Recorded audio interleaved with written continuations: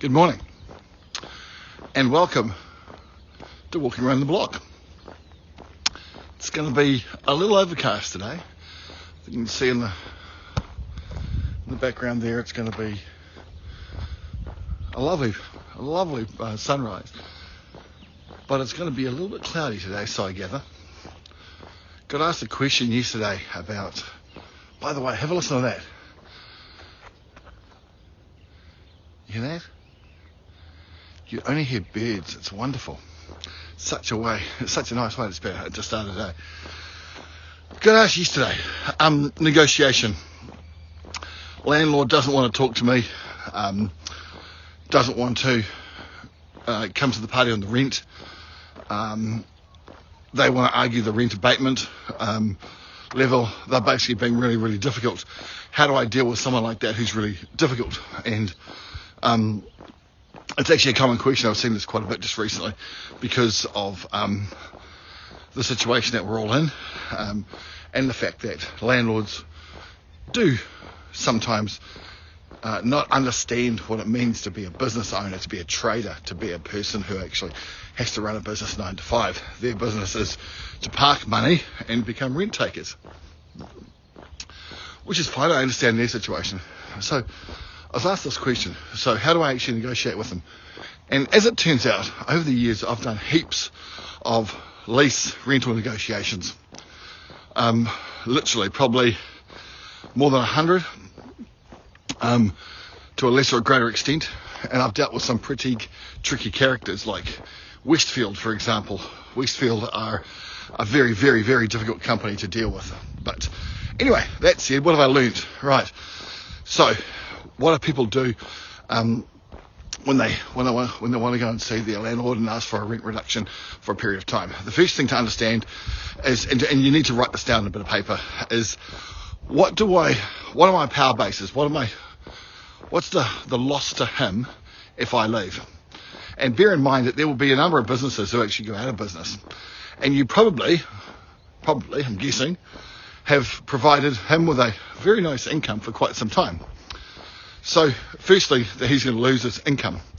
Secondly, a tenant, because tenants are going to become really, really hard to get hold of for quite some time. So he's going to lose a tenant that might be irreplaceable for quite some time, and he's going to lose some income. So that doesn't suit him either. Doesn't suit you either. So we obviously want to come to some sort of negotiation. So, and I write these things down before I go into any negotiation. The first thing I do is I say, right, what have I got to play with? What have they got to play with? And there's tons of options, like tons of options. You can defer payment. You can reduce it. You can get rid of it completely. You can go for a shorter period or a longer period. So these are all things that you can renegotiate when you go and talk to your landlord. And they're just tools in your arsenal that you can use. So I would think about listing down all of the tools that you can use before you walk in. Because the moment you walk in, you're going to be asked to be thinking on your feet, and it's really difficult to do if you don't have the notes and you haven't done the thinking beforehand. So once you go in, there's an old rule that says never be the first one to put an offer on the table. And it really depends on the situation. Sometimes I've gone in and said, right, that's all we're going to pay. And that's all we've had to pay. And that was the first offer, the only offer. And we negotiated around some other things. So it's quite possible that strategy might work, but it might not too. So don't be afraid of putting the number on the table first, but ideally you'll do it second. But the number is only one part of the deal. And be aware of the fact. Good morning, how are you? Be aware that there's much more to a deal than just the numbers. There's also the payment. So when would he like to get paid?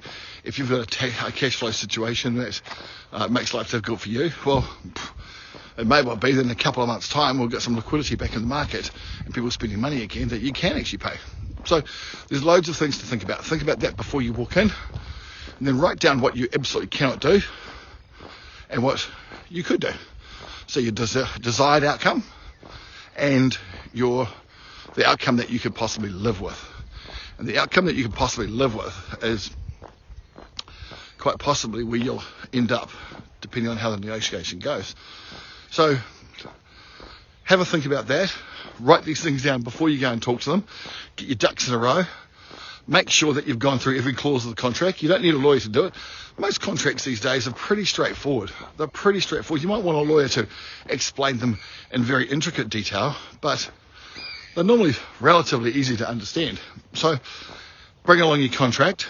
Get them to, whatever you agree with, by the way, make damn sure that they actually that you get it written down and they sign it.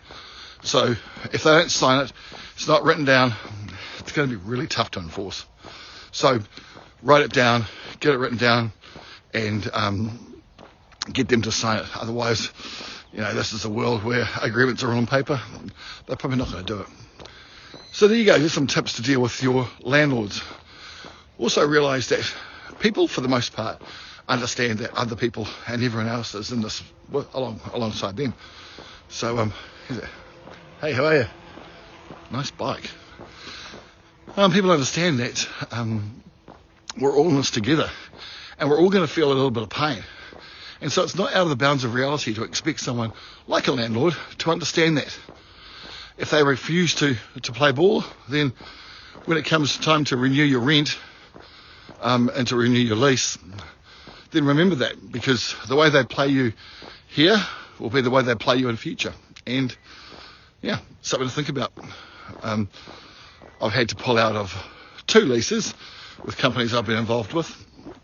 Once when I was the marketing manager, we had a site that just wasn't working.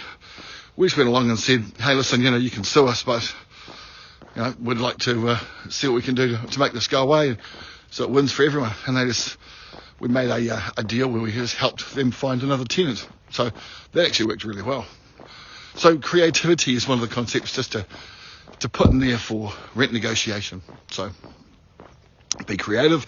Make sure you write it down. All of your must-haves and your nice-to-haves. And if you get an agreement, make damn sure you write that down and get them to sign it and agree to it. And even by email these days is fine. All right, there you go. It's going to be a lovely day. Hope your day's good. Anyway, good morning. Have a lovely coffee for me. See ya.